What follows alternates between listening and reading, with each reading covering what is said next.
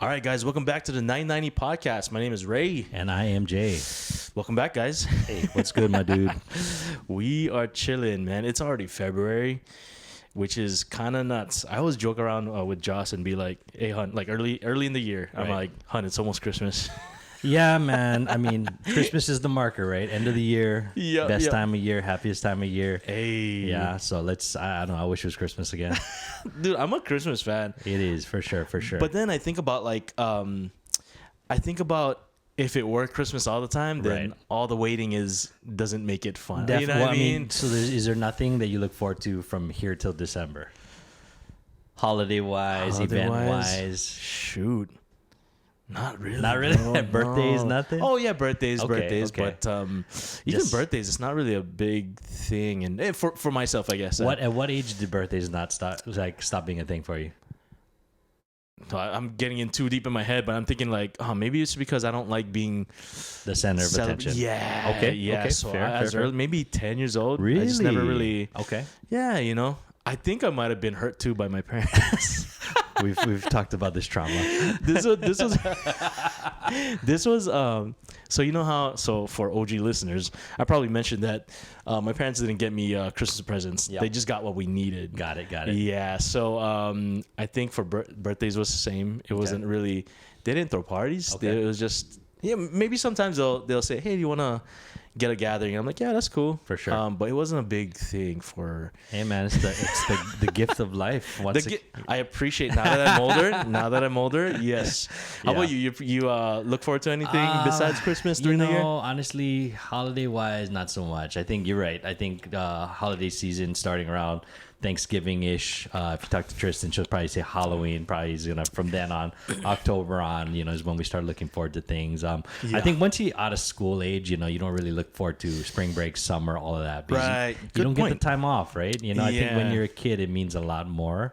But as an adult, every day is the same. I mean, shoot, man, we're on a Wednesday right now, and it feels Wednesday's gonna feel like Thursday for me. Though I think the only difference is I'm gonna be getting to work. Today's my day off, and that's about it. I'm thinking, what you said about being a kid and looking forward to summers and stuff. Yeah. Was there anything you did in summer or was looking forward to as a kid, or was it just? I think growing up on the Big Island, the reason why I looked forward to the summer and Christmas vacations is we would fly up to Oahu and spend the time up here. That's right. So because my mom and dad they moved out to the Big Island, had both my sister and I out there, but our whole family was here, so we were always up here. Wow. So even growing up, I kind of always felt like this was kind of a second home for me because I spent so much time up here. That's so right. When I finally moved out here, it wasn't that much of a transition because I always kind of used to some things, and my family was out here, but I always look forward to that, spending time with the cousins and just seeing my grandma doing different things from the Big Island. It's not much to do on the Big Island, but you know what I mean, like it was just cool. Maybe that's changed now. For sure, so, or probably still the same. No, yeah, it's different. I mean, things are opposite now. Now I want to get back to the Big Island. I haven't been home in a minute. I think the last time I've been home, I want to say has been over almost 10 years. Oh, for real? Which is wild to think about. And the only reason why I can gauge that, actually, it might be 9 years exactly, is because Tristan and I have not been to the Big Island together. And the entire time that I've been with Tristan, I have not been to the Big Island, which is wild to me. And it's such a short flight. It's 30 minutes, right? It's not like, crazy expensive, as far as like I would have places to stay, things to do. I just, for whatever reason, I think just prioritize a little bit differently. When we take our trips, usually we're heading out to Colorado. Yeah. And especially now that mom and dad are up here, going back home, it's, less things pulling me back. But I'm thinking about it. I think now that we have Salem, it's probably something we're going to be doing. Just so I can show where I grew up, Bro, I was just thinking, I can't wait for Salem to experience the Disney cruise. Hey, man. When you guys for go sure. Hey, you ever thought about bringing Zozo back to the PI? You ever thought about that? We thought about it, okay. But for reasons that we have to go. Okay. Yeah, but I don't know, man. I think going back home meaning like the Philippines, like home soil. It's kind of different because I think we talked about like the identity thing where it's like, for sure, Yeah, my parents are from the Philippines. I was born there. Yep. But I came here when I was 5, and so all I know about home is just Hawaii. Hawaii in America, right? Yeah, but at the same time, it's like, do I have? I guess this is a good question to ask myself: is do I have an obligation to go back and feel some type of way, or feel like I need to, contribute something there? I don't know. That's a good point. I mean, for me personally, I didn't go to Japan or for Hong Kong, China for that matter until I was much older. We actually went to Hong Kong when I was at a fair, actually, not much older. Excuse me. I was I want to say maybe preteen when we went to Hong Kong. That's the only time I've ever been to China. Yeah. And then Japan, I was already in my 20s when we went to Japan for the first time. And I was able to appreciate mainly the Japan trip just because I was an adult and I was able to see things through my adult eyes. But I think as a kid, I might not have realized just the cultural aspect of, hey, this is part of me, this is my heritage, this is where my family's from, type of thing. But you're right, being born and raised in America, it's different. You kind of forget about these things. So I think maybe when she gets older, that might be a cool thing for her to kind of just realize, like, hey, we got roots here. Yeah, for sure. I think there might have to be some. So now, as I'm saying this, I'm thinking my mom makes she's an amazing cook. Okay. And every time some Filipino hears about where someone is from, they'll have some type of, judgment, or what's that word? Like they'll what's that word when you assume something? Assumption. Well, when you stereotype someone. Okay, but yeah, that's an assumption, right? For sure.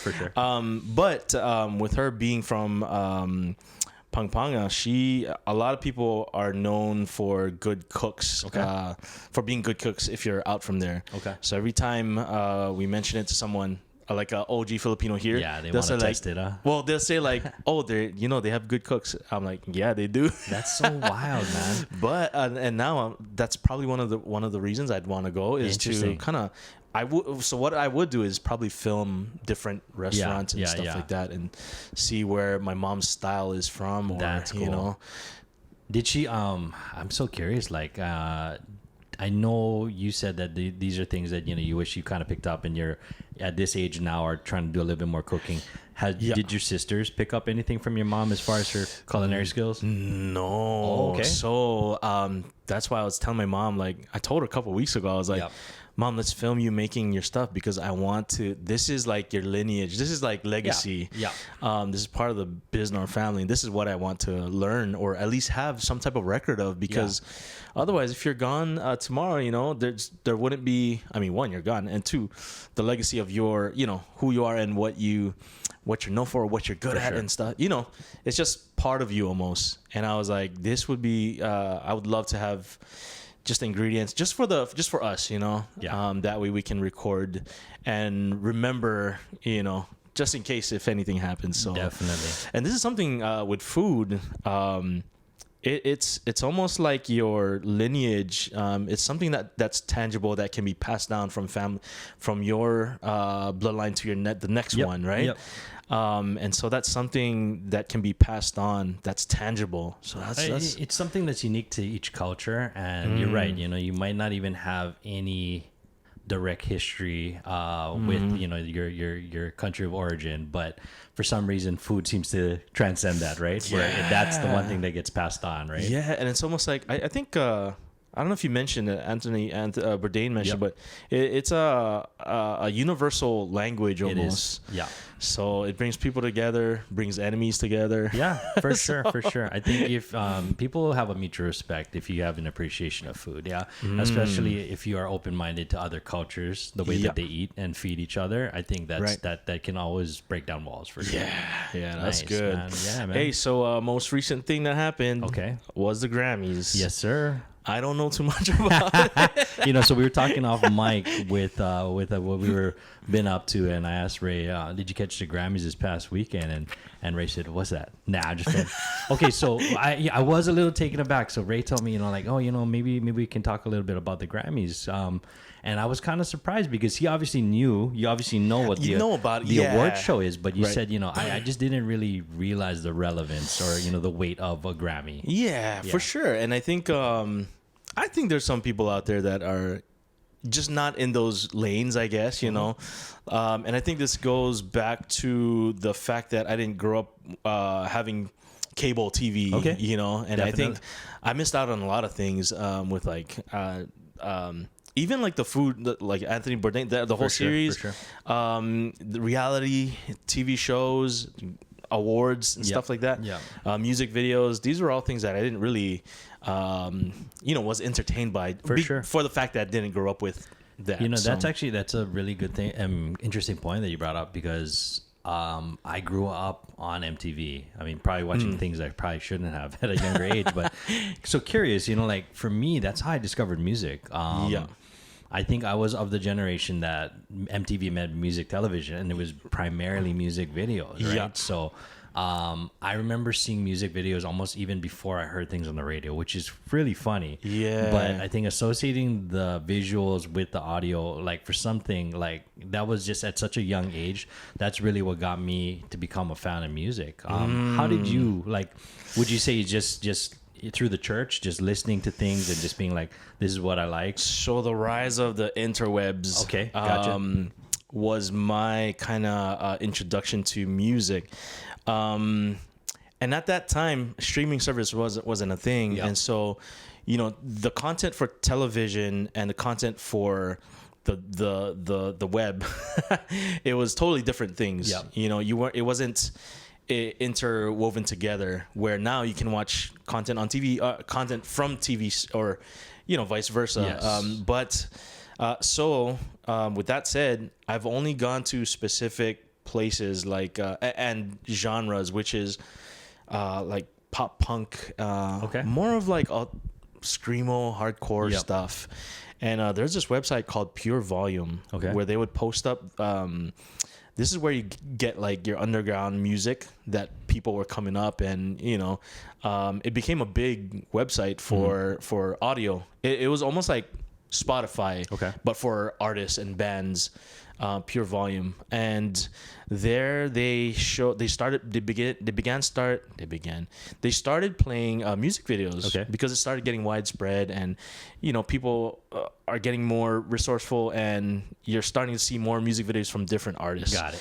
But Pure Volume was a huge site, and what do you call it? That's how I stuck with one lane though, because that was only meant for like alternate, you know, that kind of scene. Right. Fun story. There was what's that? Not Gavin Dance. Fall Out Boy. They signed one. Panic at the Disco. Yep. When they first came out, they only had like 4 songs on Pure Volume. I listened to them and I was like, I immediately thought, these guys are gonna get so big. Yeah. And sure enough, a week later, you see their followers just build up, or their plays just build up, and they just blew up out of nowhere. Yeah. And this was before, you know, they were even known. But I knew like the sound that they have, and the singer, I don't know his name. But he was so distinct, like his voice was so distinct, and it was similar to Fall Out Boy's. Very similar. So I think that's kind of, you know, that kind of gave him up, But this place Pure Volume was like a big website for that. Nice. That's the only way I found out about. How would you say like you got introduced to other genres of music? It's funny because I only started getting into jazz was because of school. I started listening to like kind of the greats, but one particular person who's getting like a lot of, maybe not a lot of attention now, but that's become more discovered, is this guy named Chet Baker. Yes. He's a trumpet guy. And you brought him up before. Yeah. So Chet Baker, that was kind of like my style, and no one knew him back then, unless you were in the jazz or, you know, music scene. But nowadays, music is so widespread, it's definitely nuts, and which is great at the same time, right? But that's the other way, and I think I just stuck mostly to post-hardcore and you know, pop punk. R&B stuff I only got into it maybe after high school, actually. Really? Yeah, which is weird because that's probably one of my favorite genres. Well, I was gonna say, I mean, you know, I know vocally, I think you are really diverse, because you know, you can I think you have different types of music that you can sing to, right? But I do know from actually so funny when you sent me that clip of you doing more of the screamo stuff. Yeah, and I was like, whoa, what? Hey, like, shouts out All Heart, bro. Man. I was like, dude, Ray, you're rad, man. But everything that I had heard prior to that was pretty much R&B from you, which was interesting, Yeah. So yeah, I mean, obviously you have a good vocal range, but it's a very diverse jump there. You know what I mean? It's a weird, and this is I think this is one thing I like is that I can jump from, some hardcore music onto like sonata or some piano piece and love it. And like as Joe says, guys, good music is good music, man. For sure. Good music is good music. What music did you grow up in? Me growing up, I want to say, growing up in the 80s, it was a lot of we called it heavy metal, but I don't think it would be considered heavy metal by today's standards, right? So Guns N' Roses, obviously, Metallica, all of that stuff is what I was really into. So it was primarily rock, and then from there it kind of just it was really interesting. Once I heard rap, it kind of flipped, and it was really strange where going into something where you just had ears for rock music and then all of a sudden hearing rap for the first time and then just being like, what is this? And that's kind of where all of my interest went right after that. I think the first rap that I heard, I want to say, man, this might really date me, but I think one of the first albums that I bought was either the New Jack City soundtrack or maybe even the Boys in the Hood soundtrack. Yeah. And I remember that because it was like parental advisory, and I think my dad had to buy it for me. I don't know what he was doing buying it for me, but thanks, Dad. Thanks, Dad. Good looking. But yeah, and then I remember from there, obviously, all the West Coast stuff, Snoop, Dre, everything, and what's really funny, and I know we've discussed this in the past, but I feel like my interest in general kind of just got time stamped for late 90s, early 2000s hip hop, and that's still what I listen to primarily.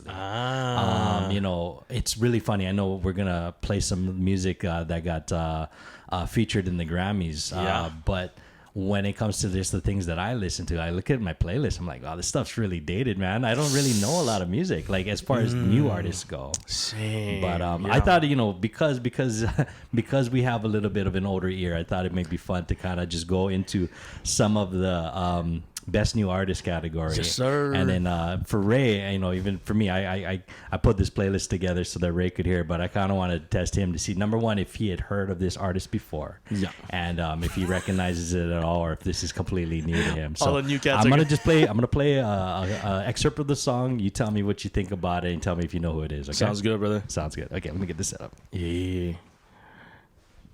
Not sponsored by Marshall. I know, right? Jeez. I'm telling you, man, we got to get sponsored. Come on, man. 1 case a month, guys. That's all we need, truly. Oh, here we go. How's the audio? Good. Yeah.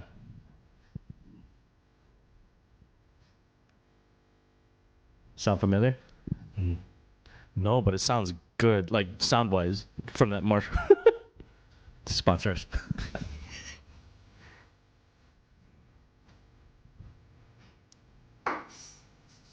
Oh.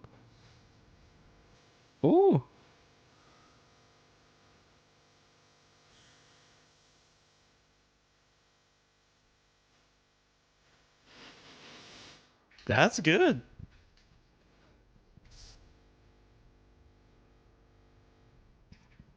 What do you think? It reminds me of, dude, I have a small range of like artists. And is it Cali? Who? Cali? No. Have you heard of Teddy Swims? Yeah. That's Teddy Swims. Is he? Isn't he Holly? Yeah, he's a white guy. That's crazy. He's a white guy. Yeah, that's man. nuts. Dude, shouts out Teddy Swims. Yeah, man. He did a lot of live stuff, right? Or on his YouTube videos? So Teddy Swims is actually... Ooh, that's good. He lived on YouTube prior to really blowing up. So I want to say it's funny because he's been out for a few years now. And a lot of people that were heavy into YouTube have seen his videos. He did a lot of covers. Yes. A lot of R&B covers. And what's dope about Teddy Swims is when I first saw him, I was like, who's this Post Malone wannabe? I mean, the guy's like got the tattooed face and everything. And then I started listening to his music. I'm like, dude, he's super legit. He's got an amazing voice, really unique look. And his story is actually kind of cool too. So, I found out a little bit more about him after, just doing a little bit of deep dive on some of these artists. But Teddy Swims isn't his real name. So his real name is actually Jayton Dimsdale.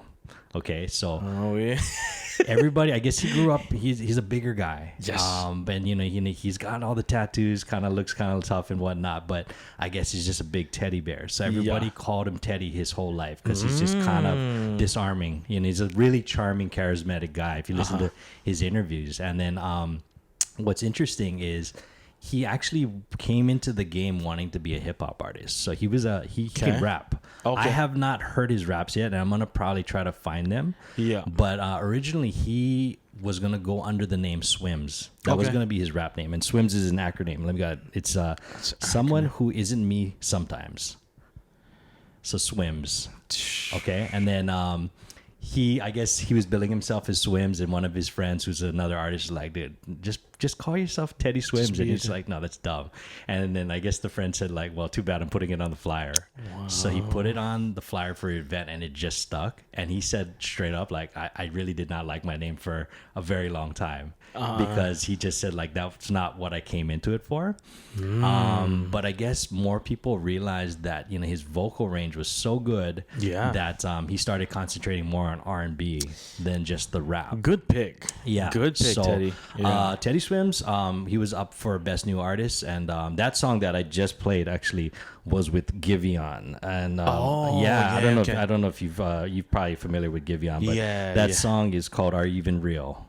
By Teddy Swims and Giveon. So that was the first one. Good pick. Yeah, that's solid. All right. Did that one? No. So I'm gonna go through just all the nominees, and then I'll tell you all the winners for everything. Okay. Gotcha. So here's the second song. I'm hoping you've heard this song. don't count on it. Don't count on it. Here, let's see. Oh, I heard this somewhere. I'm loving the live react too, by the way. I think I heard this somewhere. You definitely heard this song. You turn on the radio anytime, you've heard the song.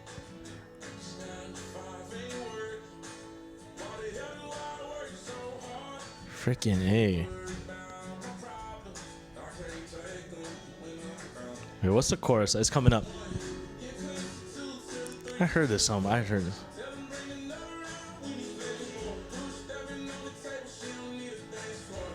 This has definitely got to be a brother. You've heard this?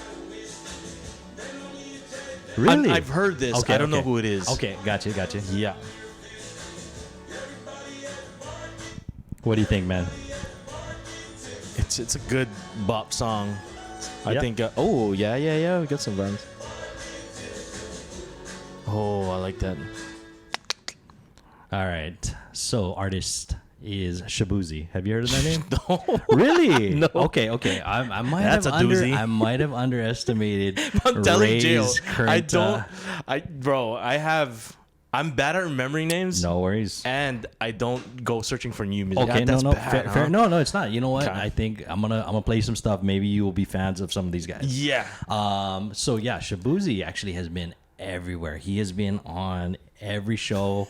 I think he did Saturday Night Live a couple months ago.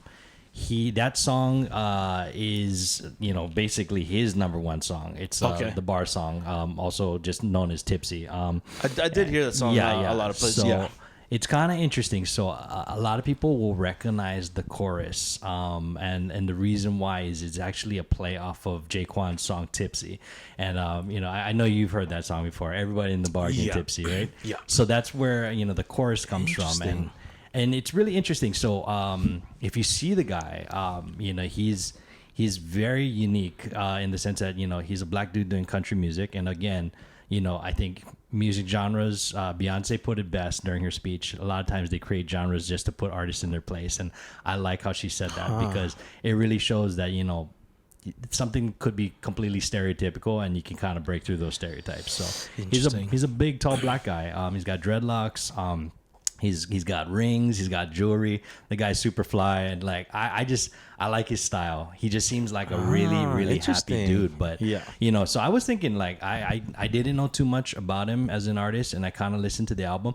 There's one song on his album that is a little bit I want to say it's a little bit hip hop, but for the most part it's a pretty traditional country music album.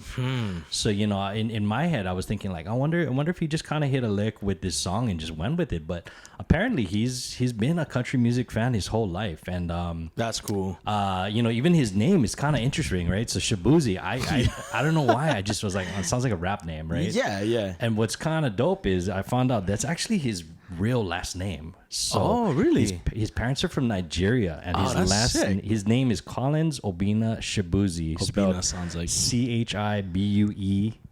Ze. So Shabuzi is actually his last name, and Nigerian that actually translate to is God is King, which is kind of dope. Yeah, so that's cool. Apparently back in Nigeria his family were farmers, so he kind of just grew up with the lifestyle. So when he moved over, when they came to America, like he's just kind of been in that scene, and country music kind of just came second nature to him. So he's kind of making waves right now. I'm kind of curious to see what else he can do. Like this song, I think a lot of people thought he'd be a one-hit wonder. Yeah, but I'm telling you, man, he's on a roll. Anytime you turn on the TV, he's everywhere. And again, I think it's part of it is just his personality is really larger than life. And I think a lot of people think like he just seems like a really happy, cool dude. He was on Beyonce's Cowboy Carter, so he was on 2 of the tracks with that. So pretty interesting. I thought like he was a good pick. Again, I want to deep dive a little bit more into the music. I'm trying to expand my country music bag as of late. Yeah. I know that's the one genre that I probably am the least familiar with. What I can say is that there's been a lot of crossover, or at least in the IG and TikTok realm. Yeah, people are doing crossovers just for content. Yes. Which I don't know. It's cool, I guess. You can hear different things. Yeah. But it seems like it's becoming a norm. I guess. I guarantee. Okay, so if you open up TikTok and you go on your Explore page, maybe not as much now, but if you had done it a couple months ago, that song that clipped everywhere, like everywhere on every reel, everything. So I guarantee you'll probably hear it. And I'm like, oh, Shabuzi. That's probably where I hear it around. Yeah. All right, let's see. Next song. All right, so this is the one band, I'll be honest with you, it's a band, and I probably have the least experience with them, but I do like their music.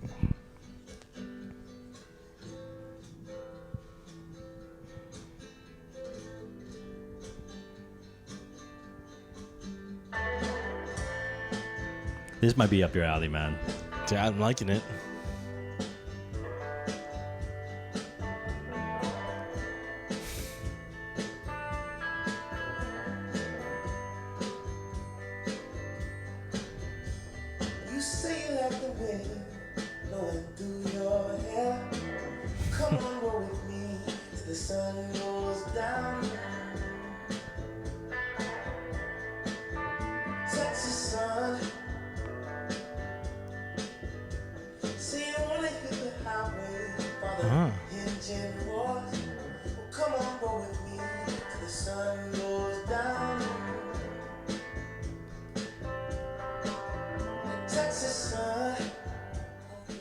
Any guess? No clue. Okay. So this group is actually called I'm gonna butcher this. Karung Bin.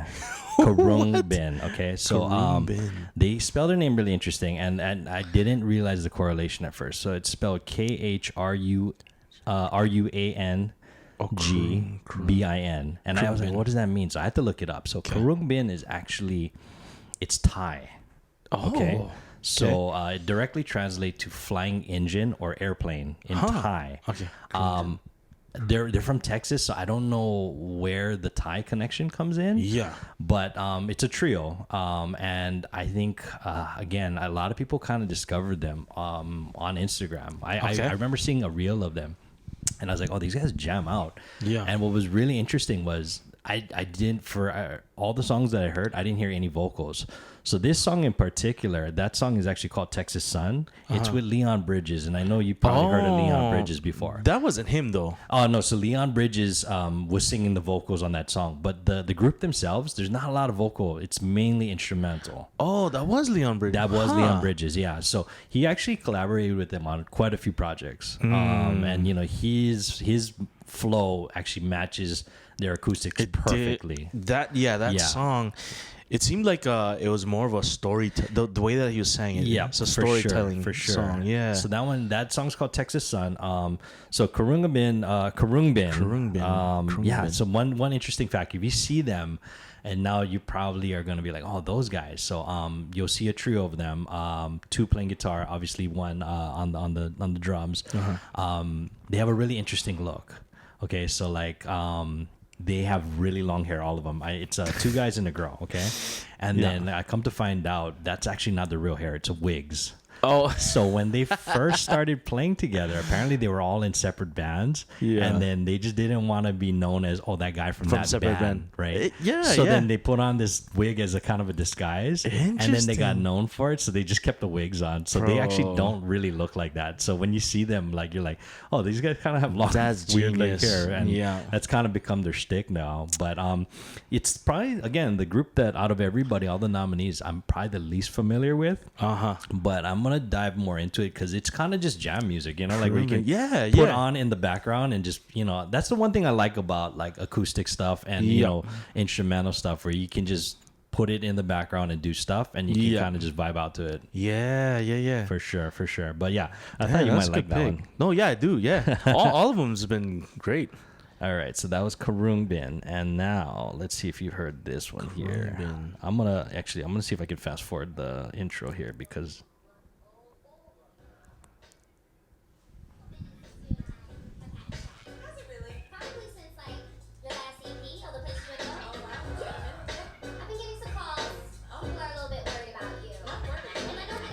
that's the one thing. The intro's a little bit long on this one. Tell me what's been going on. Okay. Remember old dude from 2019? Nice clean nigga did me dirty in the laundry. Scroll through his IG. Probably the one that you, the one that I mentioned, right? I forgot. Starts with a C or K, or it starts with a D. Doechii. You got it. So the only reason why I remember this was I seen a clip. Yeah. And I was like, yo, this chick is solid. Like, her delivery and this track particularly. Yeah. It's just like. It just sounds hip hop. Yeah, it sounds hip hop to me. For sure. Yeah, this song is called "Denial Is a River" by Doechii, and the introduction of the song is her friend Issa Rae, and Issa Rae is actually a pretty popular actress as well as a writer. She's a screenwriter, and she's in the video. She came out and performed during the Grammys. They performed the song together, which was super dope. Sick. But yeah, man, Doechii. I remember last pod I kind of mentioned her, right? As far as like she's next. Yes, you did. So Doechii is actually with the TDE camp, Top Dog Entertainment, and everybody knows TDE, obviously. Kendrick, Schoolboy, J Rock, all of them. And I want to say she's the first female rapper that they've signed. Yeah. SZA's also a part of TDE as well, but they don't have a lot of female lyricists. So Doechii is the first, and she's from Tampa, Florida, so she's not from the West Coast.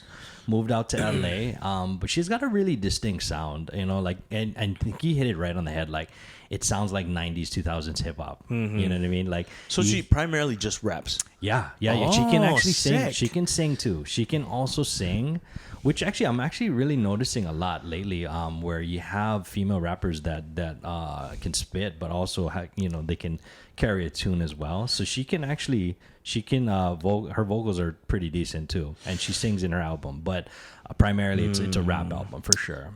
So actually, this album, Alligator Bites, Never Heal, I believe is what it's called. I might be mistaken.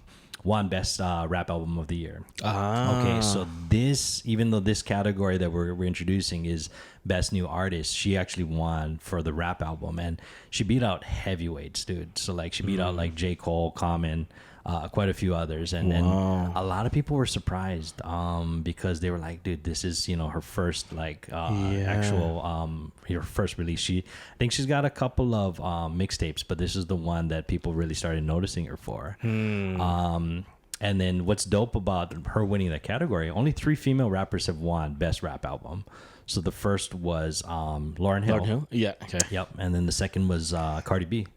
So this is only the 3rd female that's won that award. And she's in good company. I want to say, like her music, if you listen to it, it's kind of a dope storytelling. Like you said, if you go from track 1 all the way through, it kind of tells a story. And she's very entertaining. She's got an amazing stage presence. She articulates really well. Wow. Her diction's super good. Like her flow's sick. Well, this video was insane. The video was dope. She's got a really crazy video. Nissan Altima. Her Tiny Desk, go check out. So if you're a fan of her, I always like, I know we've talked extensively about Tiny Desk, but it's dope to hear it a little bit more stripped down, but she can still deliver. So she's got bars, man. Doechie's gonna be the one to look out for. And even though people were surprised that she won Best Rap, I think she deserved it. I think that TDE knows what they're doing. They obviously make the stars and make the hits over there. And, she's gonna do big things for sure. Was there? I'm sure there's multiple producers in that her album, but is there any like main producer that kind of worked on that? To be honest with you, no. That's really interesting question. I will be the first one to admit that I think as a consumer, I always just know the artist, and I always found this really interesting because my friends that are musicians or DJs or people that are like really into music will always ask who produced this, because I think they're a little bit more into like the idea of like who created the music, the process. Exactly. So that's interesting. That's something I'm probably gonna have to dive into, but that's funny that you said that, because I think that a lot of times most people will be like, who produced this? Right. For sure. Dope. Okay, so that was Doechii. Doechii. Next one. Okay, if you haven't heard this song, even more than Shabuzi, only because I know you've been online, man, and I don't know how anybody can escape this song. Okay, so let's hear it.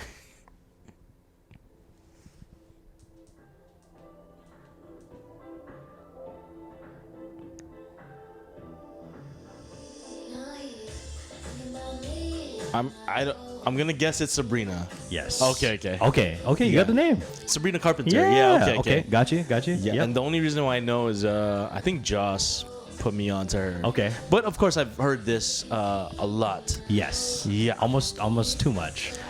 Too much. Yeah. I'm gonna cut this one short. Just because I think out of every song that we played, people are probably like, oh, that song again. I like this one. Nah, but you know what? Honestly, I like it. Yeah. Okay. What do you know about Sabrina Carpenter? It's funny because I was just gonna say that psychology-wise, I know her more for her her sexual icon. Okay. As as a identity, identity versus a musician or like her character. The character that she puts out. Okay. Which is in my head, I'm like, is that a good thing for, or is that something that she wants to be known for, or you know what I mean? Yeah. But yeah, that's kind of like my first impressions when I've seen visuals for her. And it seems like she's pushing that out more than the song itself. Gotcha. Okay. Yeah. Okay. Just an observation from. No, I hear you. I mean, honestly, she is. Oh, drop my phone there. She is definitely known for her music videos, which are pretty sexy. Her debut album was actually called Short and Sweet, which is a play on her height. She's really short. She's like 4'11". No, she's 5 feet. This is what's funny, right? I'm like, oh, she's really short. I'm like, that's like average height in Hawaii. That's like the average height of every Asian girl in Hawaii. This is true. But yeah, no. So that song is Espresso. She actually just did a Dunkin' Donuts commercial, which was really funny. So the tagline for her commercial is "Shake That S." So ESS, right? So the entire commercial, they're like, "Oh, I love shaking that S," and then she's like, "Oh, I just realized it sounds like." So she's really playing into it. I guarantee you probably haven't seen it, but she did a Christmas special on Netflix. You did see it. Only because Josh wanted to watch it. Okay. Got it. Ray's just like, it's not my bag. But that's probably why I think of for sure. That's like her persona, the I guess. one thing that's real interesting, and I'm not like, obviously it's funny because I don't know what people's approach is or what, their actual intent is. Yeah. But I think for her, from what I'm gathering, I almost feel like it's satire. Okay. That's what almost, yeah. You know what I mean? Like if you watch the music videos, like she's an attractive girl, but it's almost like she's selling it so hard that she almost is part of the joke. Like she knows, like she's playing a character. Yeah. And one thing I didn't know, she's actually a Disney kid. So she was on the Disney Channel. She looks like a Disney kid. Yeah. So she was on Girl Meets World. And I don't know if you ever remember the show Boy Meets World. That was a really popular show back when I was growing up, and I guess they made a version from the girl's perspective. And I haven't seen it, but it was a Disney show, and I guess most people know her from that. And maybe think about it. And what was really interesting is if you think about most kids that come out of the Disney camp, the adults that they grow into aren't necessarily like, I don't want to say that they go completely left, but a lot of times people will be very surprised by the directions that they take, not just musically, but maybe lifestyle wise, because they're like, I expected something different. Sure. As if having the Disney stamp makes you a certain way and you can't ever break out of that box. Right. But like, if you think about everybody that's come out of Disney, like the big names, obviously Britney Spears, Christina Aguilera, Justin Timberlake, right? All of these people that had done it, and then you listen to the music and you look at like, okay, even people like Ariana Grande and stuff, like it's just so different than when they were like child actors. Yeah. You know what I mean? So funny. I forgot that Ariana. Yeah, all of them, Yeah. And I think that's kind of interesting because you can look at it like maybe people just get sick of just having this image of them like, okay, I'm not a goody two shoes, or I'm not just Disney. There's more to me. There's more depth than that. So I've always kind of found that fascinating, where sometimes like you have people like Christina Aguilera that go completely left field with it. And then you have some people that are just like, okay, this is just one side of me, and that was a part of my life, and now I'm an adult, and this is where I'm choosing to go with my music and the way that I live my life. And I guess this is another example of it. But for her, for some reason in particular, Sabrina Carpenter, after watching all her music videos, I'm like, dude, I think she really thinks like this is just kind of, she understands the joke behind everything. I think so. Yeah. I think so. Yeah. That, for me to mention that's what my perception of her, it kind of aligns with what you're saying. So it does sound like she's really capitalizing on it, which is hey, do it. All right, so a couple more. Here's this one. Let's see. I'm pretty sure maybe if you heard Espresso, you might have heard this song, because this is a TikTok song for sure.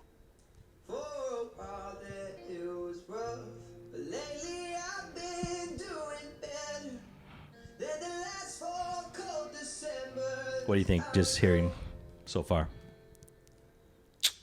No, you like the vocals? No, I'm trying. Let me. Let's a few more seconds.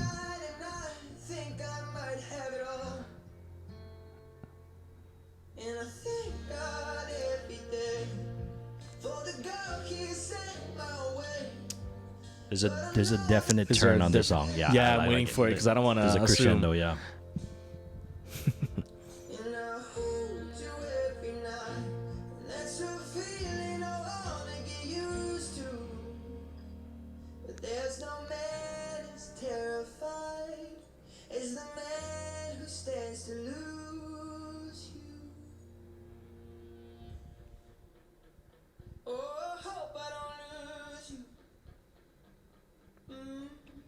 You heard this. I think you've heard this part. Listen to the chorus. Yeah.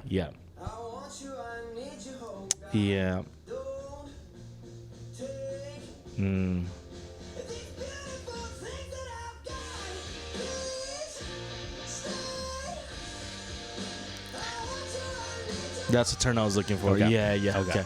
Because the first half of whatever we just listened to, I was like, this sounds too, sounds radio-ish, and it sounds like there's a lot of versions of it. Okay, for sure. Until we took that turn. Yeah. So that song is Beautiful Things by Benson Boone.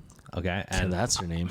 it's a dude. Yeah, Yeah, yeah. I'll be honest with you. Like when I first I heard this song so much, and I think it's because Tristan always had TikTok open. I was like, oh god, this song again. You know, like. This is the one thing, like, I'm not a TikTok user. Yeah. So, like, if you're, like, in a relationship with a TikTok user, you just get sick of music because you just hear the same with the TikTok shit freaking 100 times in a row. Like, it's like, she's like, it's a different video. I'm like, it's got the same song in it. Like, what are you doing over there? Bro, so Joss will work a long day. Okay. And, you know, that's kind of her downtime. Okay, gotcha. Sometimes I'll be on my computer and I'm just like, why is this TikTok song playing over and over again? Exactly. And I look at her, she's knocked out. There you go. There you go. Yeah. Hey, man. It happens, right? It happens. After a long day, you just got to relax, man. Yeah, so Benson Boone apparently got discovered by the guy from Imagine Dragons. Imagine Dragons. Yeah, but something that's kind of interesting, he was on American Idol and he actually made it into, like, I think he made it onto the show. So I want to say he was like in the top 20 or something, and then he ended up dropping out of the contest. And people were really surprised because he had such promise. You know, everyone knows him from this song, but I had to kind of listen to a couple other things. I'm like, oh, he's actually pretty good. Okay, so, you know, even this song, I think I just got sick of it because you just hear the chorus. Yeah. So you can't really appreciate, you know, like the different verses and, you know, the lead up to that crescendo, right? Yeah. But yeah, so he dropped out. And the reason why he dropped out is because he said he wasn't sure if he wanted to do music full time.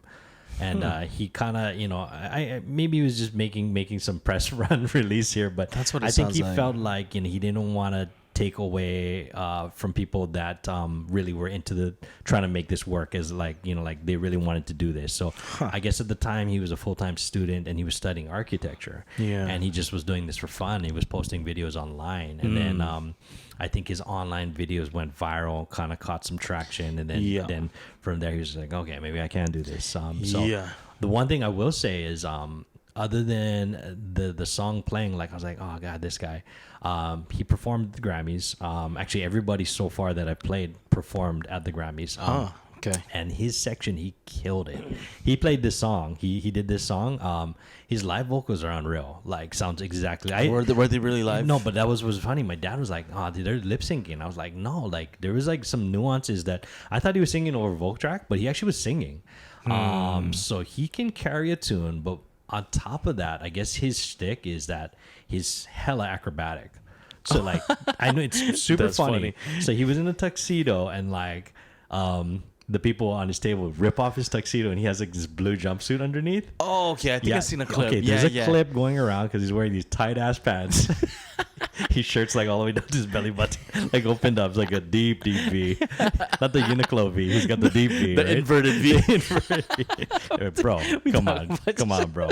See pubes. But, you know, like, so he did a couple flips on the stage, like just out of the blue, like standing flips.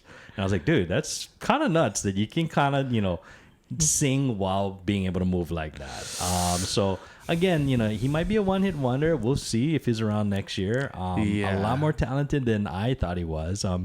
But I guess it's kind of interesting when you hear something, you're like, this, I don't like it. And then you see it in a different context, and then you're like, oh, okay, you can at least appreciate it, if that makes sense. Yeah, you ever do that? For sure. Yeah. I think with this song in particular, like you said, with that song, it's very distinct. Yeah. But then again, it's like I haven't heard the first part of it for sure. So I didn't know. It's a long lead up, right? So if everybody just hears the chorus, they're like, oh, this song, but like it's actually much more than that. It just kind of peaks in the chorus, right? As an artist, I don't know if I'd want to be I'm not an artist, but I'm not sure if I'd want to be known for just parts of a song. You know what I mean? Like I wonder what their mindset is. I was going to ask you that now, because I think for a lot of new artists, and I don't know if this is the artist's goal or the record label's goal, is creating viral moments. And I think because of the creation of TikTok, you're looking at clippable moments, right? So you're looking at just the chorus. You're looking at 10, 15-second excerpt that people can put in their reels, and that's how songs go viral and get popular. For sure. So it's almost as if like you have like these really grand sections of a song, right? Yeah. Because they know that's going to be the sing-along portion that everybody's going to use and quote and capture, you know. And I unfortunately feel like that's kind of the direction of a lot of music. Yeah. You know. Yeah. But yeah, I mean, you know, you can blame technology, but it is also really interesting as an artist. I feel like, and again, I'm not an artist either, so you know, who am I to say? But I feel like exposure is more now. You have more chances to be seen than when before, you know, technology and social media was as prevalent. You know, like a lot of people had to do a lot of different type of grinding in order to get eyes on them, and now like your music can go viral off of a clip, right? Which, you know, and I think sometimes that works really, really well for people. Other times it creates these one-hit wonders where people are like, oh, that was a dope song, and then nothing else comes out of it, right? Right. Yeah. Okay, so that was Benson Boone, Beautiful Things. This one was somebody that surprised me that I actually never heard of. And, you know, it's so funny. Like, my friends that are, like, music heads all know who this person is, but I had not heard of them. And I was like, oh, they're actually legit.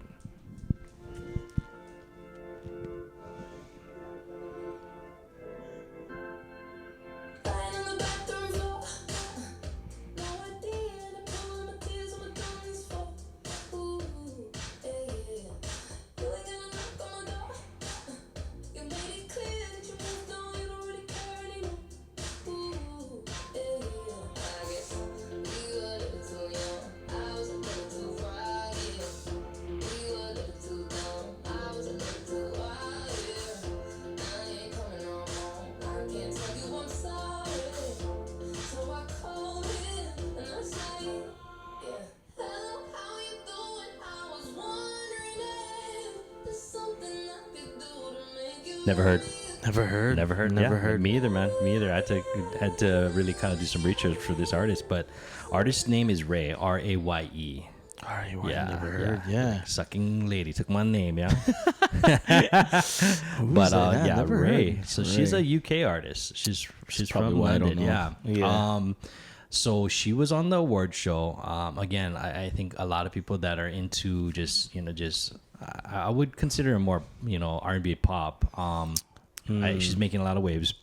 I hadn't heard of her personally, but I apparently, you know, she's done a lot of work. So she does a lot of songwriting and did some producing for some really big names. So she's actually co-wrote songs with Beyonce, John Legend, Rihanna, and Charlie XCX. Is that her top song? No. That's actually not her top song. So that one was a little bit more upbeat. So what was interesting was the song that she performed at the Grammys was more of a ballad style. Gotcha. And actually, maybe I should have played that for you. But this song that I just played is called "Love Me Again." But Ray, she actually has a really amazing vocal range. And when she performed, I'll be honest, she kind of reminded me of Amy Winehouse. You can't hear it in this song, but when she was performing, it reminded me of Amy Winehouse. And something that's kind of a weird thing that I like. I like when you can hear people's accents in their vocals. You talking about accents, or you talking about like just the nuances of their voice? So nuances, but specifically like British artists actually like when you can tell they're from Britain. Gotcha. Like, you know, like you can just hear it in their voice, and you can, not necessarily this song, but in a lot of her other music, you can actually hear that British accent in there. But yeah, so she's done a lot of work with some big names. One thing that, funny, I was like trying to look up facts, and this was a weird fact, and it said like she's got the same birthday as Drake, and she actually used to date him. So, I know. So I guess when he was doing Scorpion, he was doing a lot of the recording in London, and they had a short relationship. But she did some of the vocal work on Scorpion. So I was like, sucking guy. That's weird. Leaving his stamp everywhere. That I would love to hear a Tiny Desk version of that song. For sure. Yeah. I think she has. I don't know that song. I think she has a good recognizable voice. On top of her accent, but I think it's just kind of too poppy. Well, I think the editing, the way that it's edited or that it's mixed, like her voice, it just sounds too like too poppy in the sense of the style, like the way that they recorded it or how they made it sound. It just sounds not different, I guess. I hear you. Okay. But if it were to hear a live version of her or her raw voice singing it, I think I would enjoy it a lot. For sure. I gotta find one of her live acoustic stuff if she has any. Yeah, I'm sure. That'd be sure she sick. does. All right, last one. All right, so this one.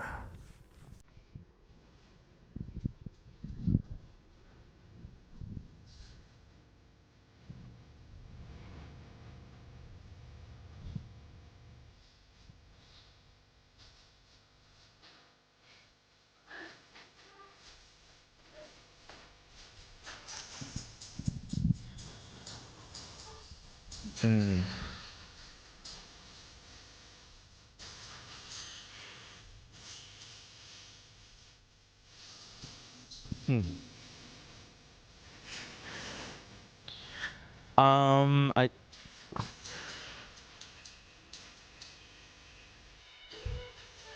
Any name coming to mind? I do have that a person in mind. I like that.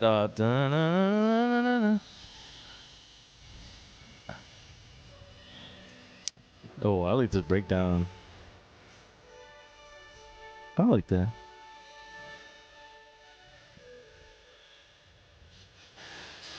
Interesting.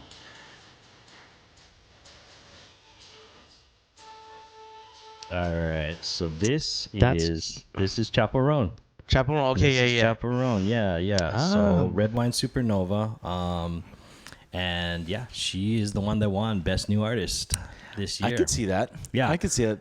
Yeah. Chaperone, out of everybody, I'm heavily biased, right? So, I know I mentioned Doechii in the past, and I also mentioned Chaperone. Chaperone's actually my favorite, and it's funny how like little things you attach to certain events, right? Yeah. So, when we think of Salem and the birth of Salem, that was right around the historic LA Dodgers run. So capped off with, of course, the World Series win is right around the time Salem was born. Okay. Okay. So she's gonna be a Dodgers fan just by default because we are some bandwagon ass parents. Dodger blue on everything. Dodger blue. Yeah. So that's one thing, but Chaperone was actually what Tristan listened to her entire pregnancy. Oh, okay, really? So so the album is Diary of a Midwest Princess, and actually I think I got that wrong, but anyway, Chaperone, like, it's just an artist that we discovered on Tiny Desk, and what was really interesting was I remember playing it for Tristan. I was like, oh, this girl's super legit, and unbeknownst to us, she was already a huge star. Like, she was already on Tiny Desk, and I think most people already knew about her. Yeah. But that was the first time we heard her, so we just kind of got into the music. And originally it was because I remember flipping through YouTube and I'm like, dude, who, like, this girl looks super bizarre, like eccentric. She's really eccentric, and I was like, what's her deal? Like, I thought she was a drag queen. Okay, so like that's how she's dressed. So what's interesting is her look. She identifies herself as a drag queen.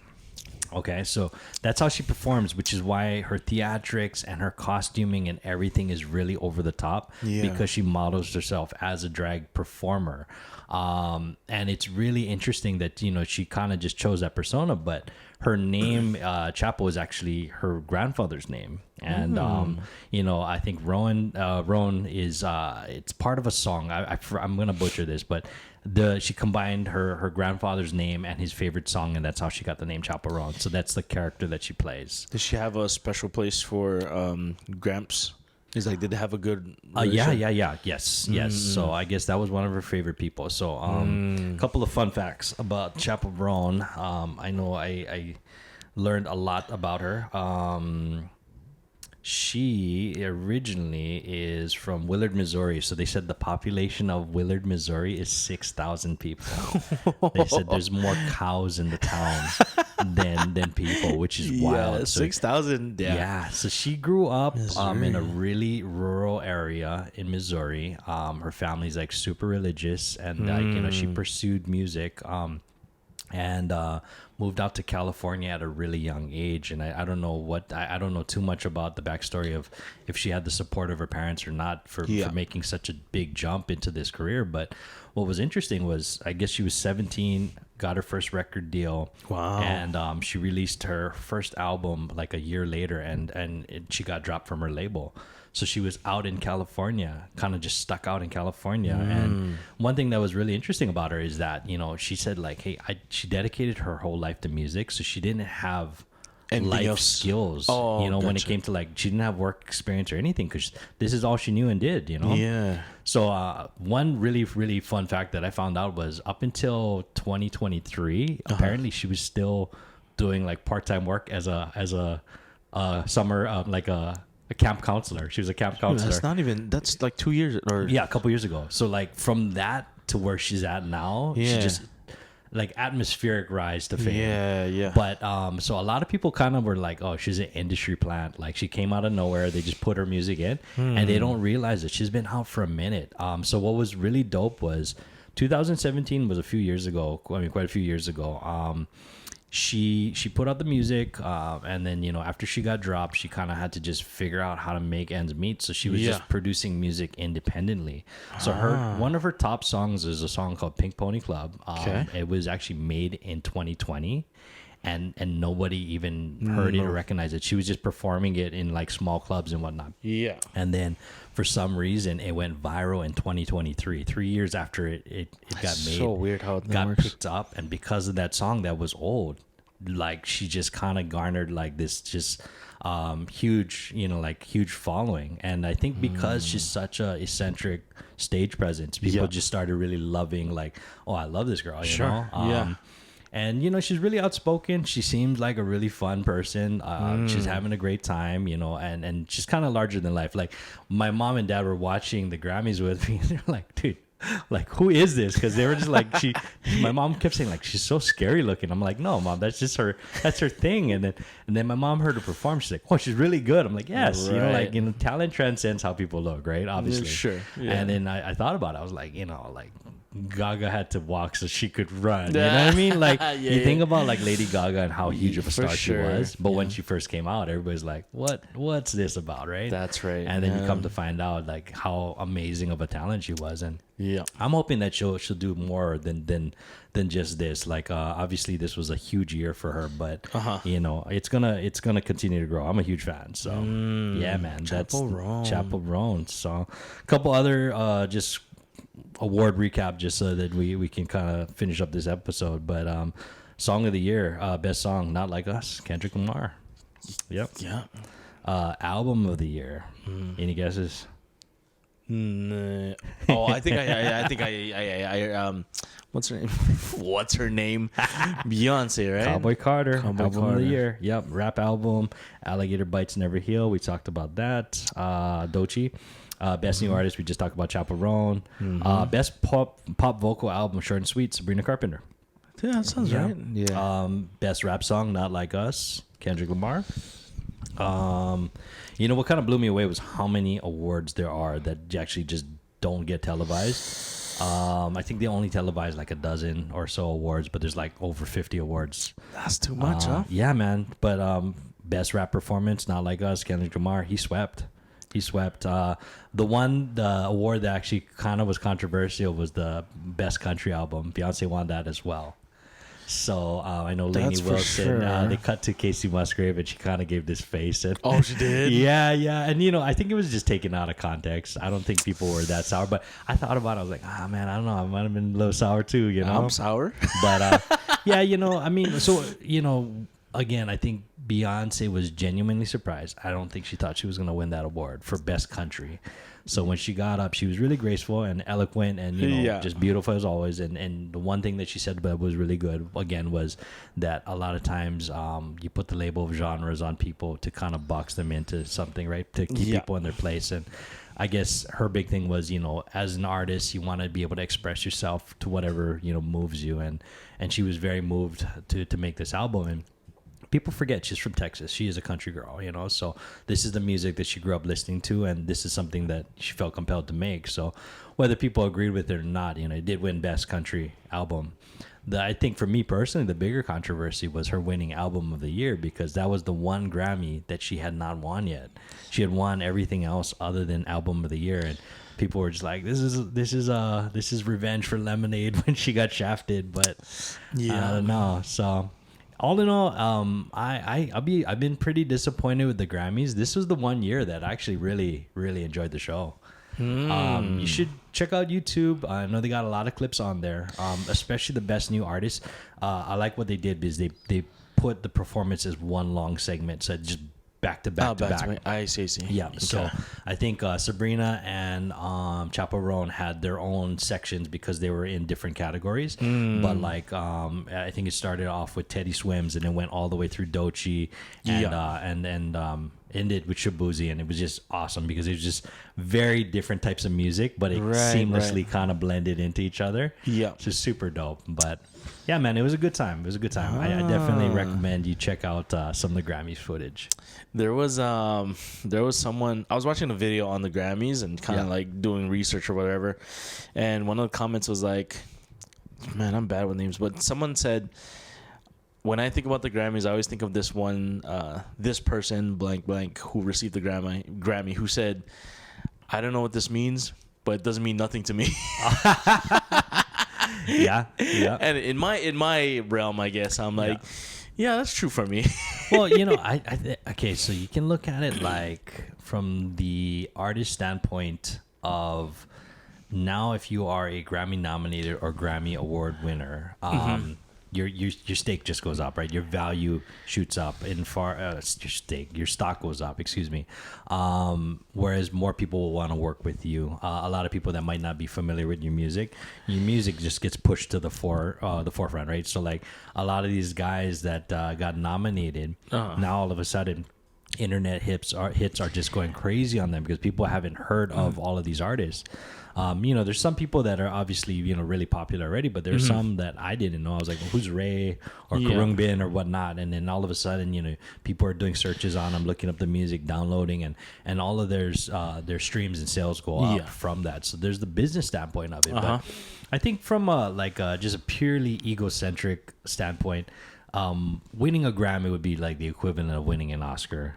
For actors, for like a musical artist, I think the Grammys would be equivalent to that. Yeah. It's funny because when I look at artist page on their description, they put Grammy nominated. Yeah. Even just to be nominated. Oh, definitely, for sure. And I was like, okay, that's interesting. Exact same thing like the Oscars, Oscar nominated. Which is that weird. title will always follow somebody because they'll use it in every marketing campaign. And again, it's just the business of selling, right? So when people see like, oh, Oscar nominated or Oscar award winner, they're like, oh, this movie's gonna be good. I'm like, nah, man, it was total garbage. So I'm trying to. It's like the equivalent. This is just the way I'm thinking, but it's the equivalent of putting down like almost doctor. Exactly, right? It's like, wait a minute, what are we basing our success off of? Is it preference or is it actually a series of tests? And then that's a good point. You know what I mean? Like, and that's why I'm really glad we're having this talk, and why I thought this would be the perfect, because to me, I know how much of an avid music fan you are, but the fact that you didn't know most of these artists is because this is very mainstream. This is really like, you turn on the radio, you open up TikTok, you watch, YouTube, and you'll see these faces and you hear this music. But a lot of times, you lose the merit of like discovering somebody for the first time just based off of like, what was that song, that random song that played in this commercial, or there's so much that you can go with the way that people discover music, Right. But I thought that'd be a fun recap. I love your live reaction. There's a couple you were just like, I'm all like, Ray, I know you know this, and you were just like, question marks. Yeah.